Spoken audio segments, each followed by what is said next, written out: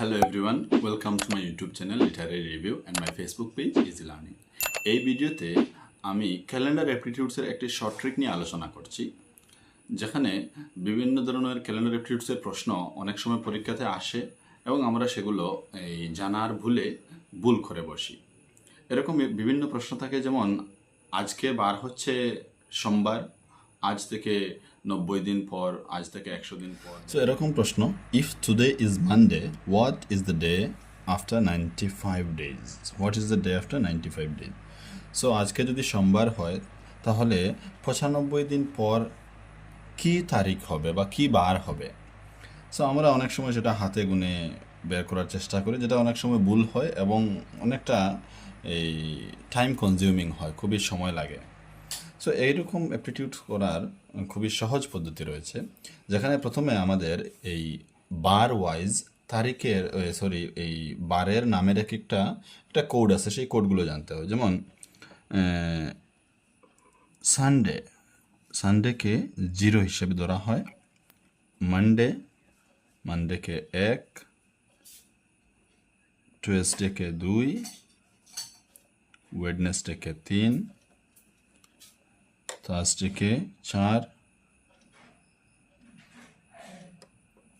Friday 5 এবং Saturday 6। এবারে এই প্রশ্নের আমরা সলিউশন সেটা করব। খুবই ইজি ব্যাপার। এই আমরা জানি মানডে কি, মানডে কোড কত? 1। তো আমরা কী করব, এই 95 ডেজ এর সাথে 1 অ্যাড করব, তো টোটাল হলো 96। এবারে আমাদের কাজ হলো 96কে 7 দ্বারা ভাগ করা বা ডিভাইড করা। তো ভাগ আমরা দেখব, 7 9-এর মাঝে যায় একবার, মধ্যে একবার বিভাজিত হয়, 7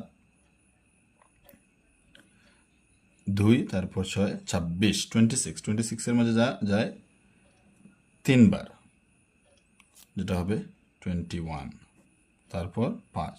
তো রিমেইনিং যেটা 5, আমাদের আনসার এইটাই।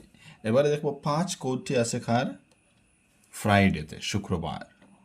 এখানে এই ফ্রাইডে এখানে, অর্থাৎ আজকে যদি সোমবার হয়, তাহলে আজ থেকে 95 ডেজ পরে, 95 দিন পরে আমাদের হবে যে বারটা হবে, সেটা হচ্ছে শুক্রবার বা ফ্রাইডে।